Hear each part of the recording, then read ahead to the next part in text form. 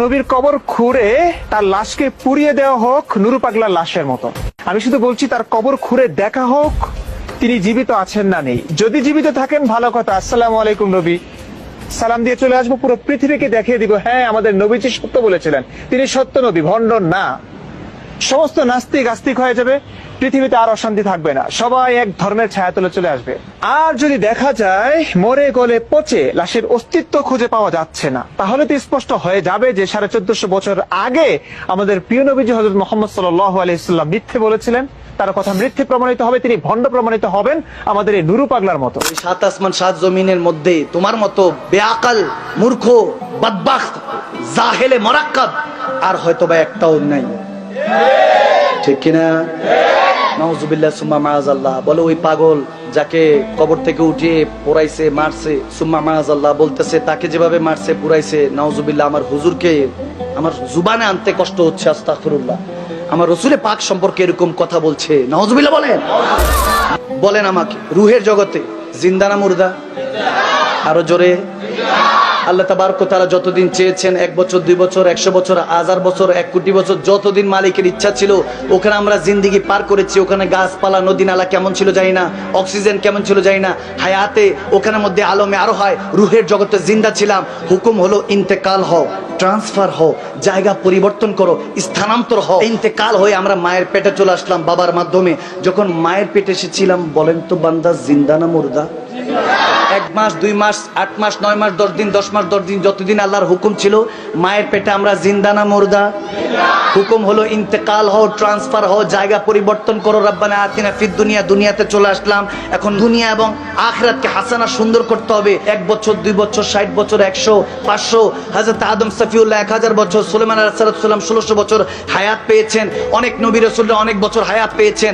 বলুন বান্দা, এরপর কুল্লু নাফসিন যায়কাতুল মাউত, ইন্তেকাল হয়ে আবার ট্রান্সফার হয়ে জায়গা পরিবর্তন হয়ে কবরে যাব, জিন্দা না মুর্দা? আওয়াজ দেন, জিন্দা না মুর্দা? জিন্দা। এরপরে ওখান থেকে যতদিন পর্যন্ত সিংহায় ফুল না দিচ্ছেন ঈসা আলাইহিস সালাম, কবরের মধ্যে থাকবো। নবী চিনলে নেয়ামত, না চিনলে কিয়ামত। আওয়াজ দেন, বাইত গিয়ে দিয়ে আওয়াজ দিচ্ছেন, আরো জোরে বলেন, ঠিক কিনা বলেন। এবার বলেন তো, যতদিন আল্লাহর হুকুম হবে, কবর থেকে যখন ইন্তেকাল হয়ে ট্রান্সফার হয়ে হাসর উঠবো, বান্দাগুলি জিন্দা না মুর্দা? এরপরে হাসর থেকে যদি নবী সুপারিশ করে, যদি আমলগুলি ভালো হয়, তারপরে স্যালারি হিসাবে জান্নাত, কেউ শাস্তি হিসাবে জাহান্নামে যাবে। যদি জান্নাতে যায় কিংবা জাহান্নামে, বান্দা জিন্দা না মুর্দা? আওয়াজে মনে হয় মুর্দা। আরো জোরে বলেন, জিন্দা না মুর্দা? বান্দাই মারা যায় না, আর বান্দার সমস্ত রসুলদের যিনি সম্রাট, তিনি নাকি ইন্তেকাল করছে, মৃত, নাউজুবিল্লাহ। আমি বললাম ওই 7 আসমান 7 জমিনের মধ্যে তোমার মতো বেআকাল মূর্খ বদবখত জাহেলে মুরাক্কাব আর হয়তো বা একটাও নাই, ঠিক কিনা? নাউজুবিল্লাহ সুম্মা মাআযাল্লাহ। বলে ওই পাগল যাকে কবর থেকে উঠিয়ে পোড়াইছে মারছে, সুম্মা মাআযাল্লাহ বলতেছে তাকে যেভাবে মারছে পুরাইছে, নাউজুবিল্লাহ আমার হুজুরকে আমার জুবানে আনতে কষ্ট হচ্ছে, আস্তাগফিরুল্লাহ। আমার রাসূলে পাক সম্পর্কে এরকম কথা বলছে, নাউজুবিল্লাহ বলেন। যদি শের খোদারি হয়তো আমার বেঁচে থাকতেন, তুমি থাকতা, তোমার মাথা কল্লা থাকতো না। যারা এই গোস্তাখি করে এদের গর্দান উড়িয়ে দেওয়ার কথা, কিন্তু কি করবেন? দেশে আইন আছে, কানুন আছে। আমাকে তো এমনি বলে, হুজুর এত কড়া কথা বলেন না। আমি বললাম আল হক মরুন, হক কথা তিত হলেও বলতে হবে। তিত করলা খেলে রক্ত পরিষ্কার হয়, হকের কথা বললে ঈমান পরিষ্কার হয়, ঠিক না? যুবকদেরকে নষ্ট করে ফেলছে, সুম্মা মাআযাল্লাহ। শিখাচ্ছে যুবকদেরকে। আমার নবী 8-10টা মুর্দা মানুষের মতো মদিনাতুল মুনাওয়ারায় পড়ে আছে, নাউজুবিল্লাহ। বলে যদি নবীজি জিন্দা হয়, স্ল্যাব খুলো দেখি। জিন্দা হলে তো ভালো, নাস্তিকগুলি আস্তিক হয়ে যাবে, মুসলমান হয়ে যাবে, কালমা পড়বে। কিভাবে বুঝাচ্ছে, কিভাবে ব্রেন ওয়াশ করছে, সুম্মা মাআযাল্লাহ। এই জাহেলে মুরাক্কাব, ওই আবু জাহেলের উত্তরসূরি এখনো আছে, সমস্যা নাই, আবু বকরের উত্তরসূরিরাও আছে।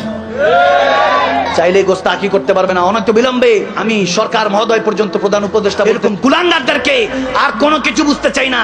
যারা জেনা করবে, বলাৎকার করবে, যারা দেশের টেনে দশেরটা খাইবে, যারা জুলুম করবে, অত্যাচার করবে, ওলি আল্লাহদের মাজারের মধ্যে আঙ্গুল তুলবে, শাহজালাল ইয়ামানি শাহপুর ইয়ামানির উত্তরসূরিরা এখনো কোনো নাকে তেল দিয়ে ঘুমে নাই।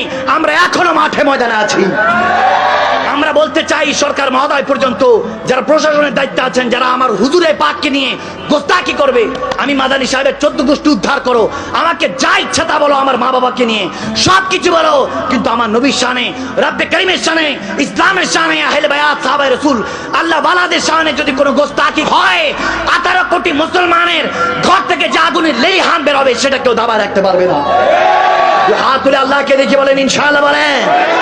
সে নবীর শানে কেউ গোস্তাকি করলে এক চুল পরিমাণ তাকে কোনো ছাড় দেওয়া হবে না। আইন আছে, আদালত আছে, সম্মান জানিয়ে বলছি, মুসলমান অর্থ শান্তিপ্রিয় জাতি, ইসলাম মানে শান্তির ধর্ম, যেমন নাম তেমন কাম। আমরা শান্তিতে বিশ্বাসী, আল্লাহ ওয়ালাদেরকে মহাব্বত করবেন।